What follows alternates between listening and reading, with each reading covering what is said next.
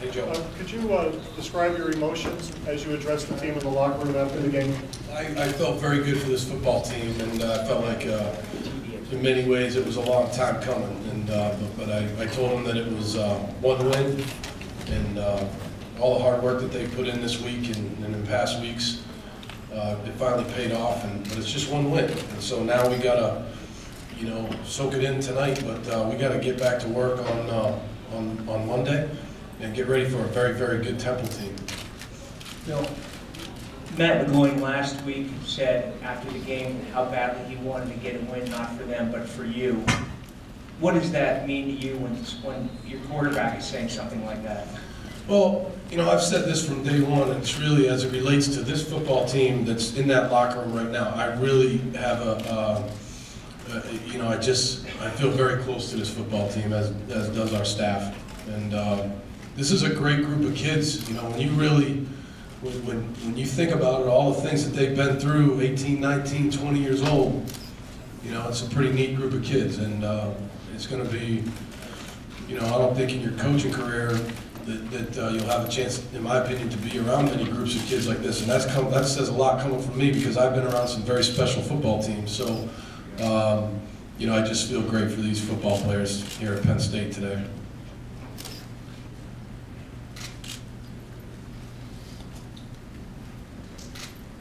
Is that it? Coach, the first win as a Penn State head coach, how's that feel for you? I mean, a couple tight games, could have had it a couple weeks ago, last week a tight game, but to finally get it today, how's that feel? Well, winning feels great, and obviously in the history of Penn State football, there's been a lot more wins than losses, and so it feels great. But again, it's only one win, and I feel really good for our players and our staff. I feel great. I thought the student body was just awesome today. I really did. I mean, they were just great, and just like I told the team, we got to get treatments tomorrow, take care of the bumps and bruises on Monday. We got to get ready for a very, very good Temple team who's coached by a good friend of mine, Steve Adazio, a very, very good team. So it's time to move forward pretty quickly here. Bill, I wonder if you could talk about Allen Robinson. He got wide open a lot today there. Just about his emergency, 25 catches or whatever in the first 3 games. Yeah, he's just a really good young receiver, and he works extremely hard at the game. He studies the game. He's a fantastic kid. He's just always got a smile on his face. Really enjoys playing here. He's just a fun guy to coach. He's like a lot of these guys, and feel great for Allen. And again, it's only 3 games for him. And he's had a very solid year to this point, but he knows, and we all know that he can get better, and that's what he's going to try to do starting Monday. Hey, Bill, can you give an update on some of the injured guys that didn't play today, how close they maybe were to playing today, and how close they are to returning? I'd say that Donovan Smith should be ready to go for Temple, but again, probably check back in with me early in the week. Billy Belton, I think that was a tough ankle deal that he had, so we'll see how he's doing early in the week. Day to day still, I would say. Who am I missing? Derek Day, that's a shoulder separation. That's a very painful injury, so that's a day-to-day deal. Ty Howell, our backup center, should be back for this Temple game. Been out with a torn pec. He should be back. He's a very important part of that offensive line. Massaro? Who? Massaro? Massaro's, again, that's again, he's had some ups and downs with his knee. He's a very tough kid, and that'll you guys can ask me that from now until the end of the time. That's always going to be day to day. So why don't we just pencil that one in as day to day? Bill, how about the tradition of singing at the end there? Could you speak to that? Are you a baritone or a bass? I messed that up in the first game. I was supposed to do that in the first game, and I'm going to continue to talk to the band director about that because it felt really good doing it after a win. But with the Naval Academy and Penn State, what we agreed on today is that we would sing with their band at the end, and then they would come down and sing with our band, at the Penn State band. And I thought that was pretty neat. To me, that's what college football is all about, and I thought it was pretty cool. Also, can you talk about the decision not to kick the field goal? You're up 20-0. He had missed an extra point. Can you speak to that? think it was on the 8-yard line, and I just felt good about the play call. It had nothing to do with Sam Ficken. I just felt good about the play call that I had at that point, and obviously it didn't work out. We blew the protection on that, and you know, I wouldn't take that call back, though. I just felt really good about that play call, and it didn't work out. Hey, Bill, back to Allen Robinson in the middle. Is there anything particular when you watch it on film that is allowing him to get open all these times? And I know you mentioned earlier in the year that someone asked if he'd be your go-to receiver, and you mentioned how your offense more caters to having a lot of guys get the ball. Are you surprised that he's had so many receptions and everything? No, not surprised. You know, you definitely would like to spread it around a little bit more than we have. Probably, I think we hit it. We threw to a bunch of guys today. I think there's probably a bunch of guys that had 1 or 2 catches. You know, I know that, but again, he's just a guy that runs. He plays a position that's always in a formation where he has a chance to be singled up. So a lot of times he's singled up, and that's part of the read. It's not like we're just saying, hey, throw to Allen Robinson no matter what. We never do that.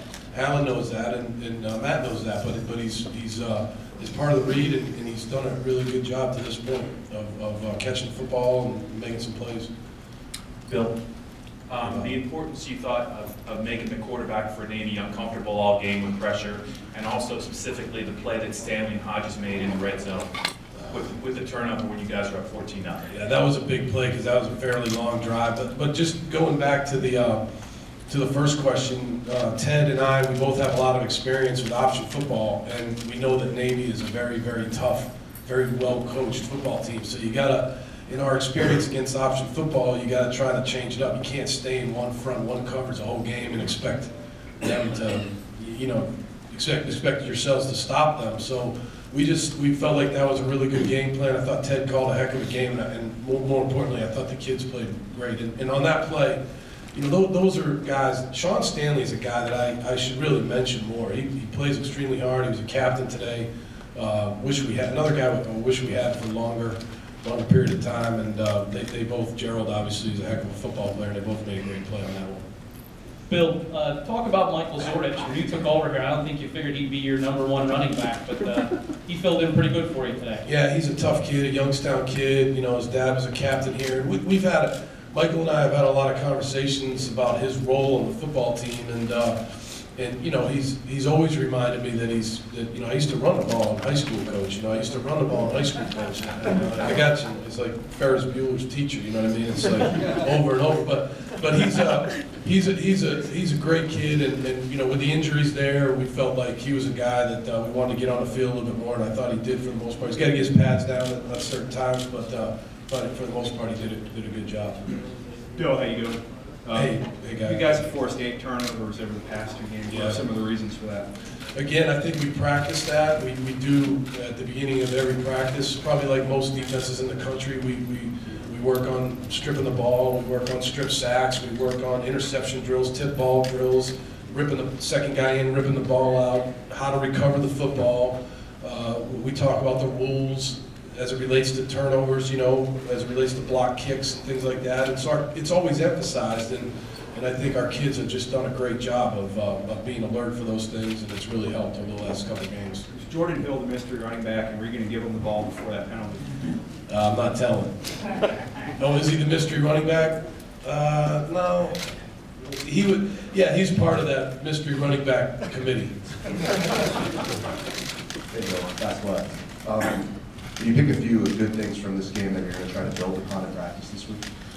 I thought we made a couple chunk plays down the field, which was good. You know, we threw the ball down the field a little bit. I thought that was good. I thought we ran the ball from tackle to tackle pretty well until the end there. We had a couple missed assignments there. We got to get that cleaned up. You know, I think overall, I think our passing game is okay, but I know it can be better.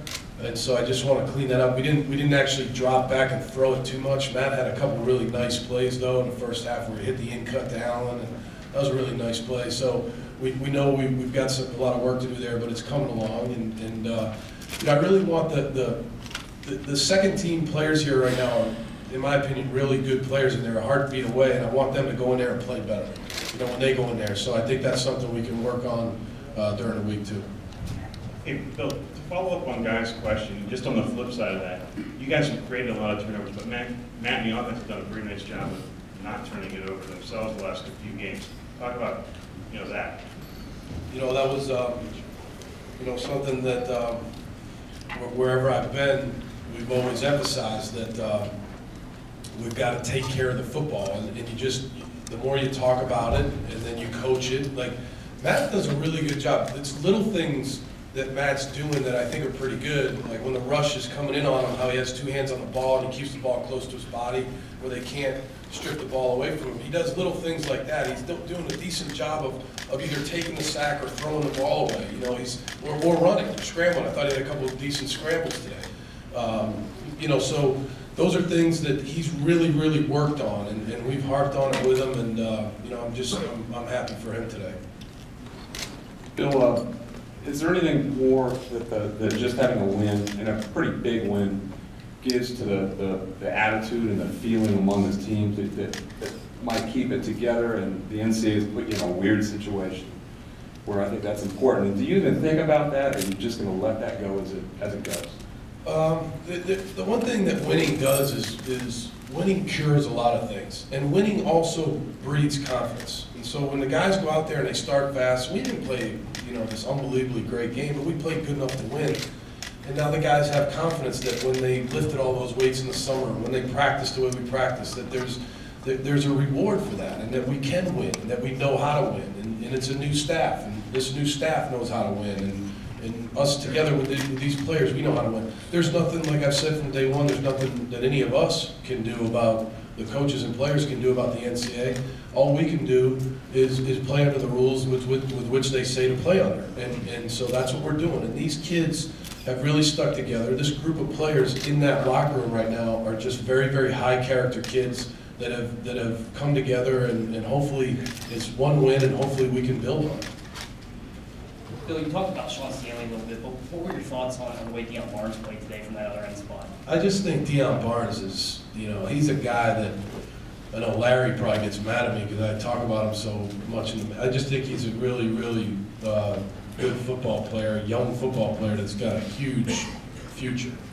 If you've coached in the National Football League and you know what a good pass rusher looks like a Tom Ali, like a DeMarcus Ware, I'm not saying that he's there yet, but he does things, the way he gets off on the football, the way he uses his hands, the way he can get on an edge, the way he understands where the quarterback sets up, the way he strips the ball from the quarterback, or he tries to when he sacks the quarterback. As a young player, to be able to do that, that just means to me that he's got a really big future, and I just think he's a great kid, and I'm happy for him today too. Hey, Bill. Obviously, Allen Robinson had a huge game, but can you talk about the effort of Trevor Williams and Brandon Mosey-Felder filling the void of Shawnee Gerson? Yeah, those guys, all those receivers had a really good week of practice. They came ready to work. They're coached very well by Stan Hickson, and it's really, again, it just comes under that phrase of next man up. It's the next man up, and that's what they did. And Mosby-Felder's gotten better and better over the last 3 or 4 weeks of practice, and so he was going to play anyway. So it's next man up with him, and I thought, overall he did some decent things today. How would you evaluate Paul Jones today, and do you expect to kind of get him more involved against Temple? Yeah, we'll get him more involved, and he's a great kid, and I was glad to see him catch that ball. That was good, a good start for him, and he also had a couple blocks in there too, which was good to see, and we got to keep building that package with him.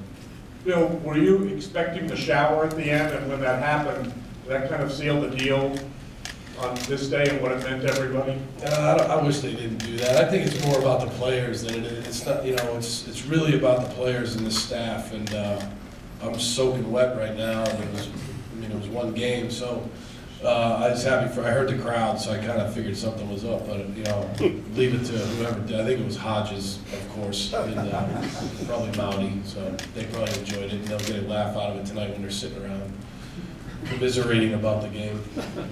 One more, Sean? So a lot of offensive linemen in and out of the game today. Can you talk about that decision to make that rotation, and are you still searching for that combination up front? Well, we had some injury. We had Donovan out today, and I think when we got it to where it was 34-7, we put some guys in there. Shrive played some tackle earlier in the game. So, you know, I like our starting five that we started the year with Donovan Smith, but I think there's some guys there, Angelo Mangiero, Eric Shrive, Ty Howell will be back this week, Nate Cadogan, guys like that we got to keep working into the mix here, I think, because that'll bode well for the future. You really learn by playing, and so that's what we're trying to do. Thanks, Coach. Thanks, guys.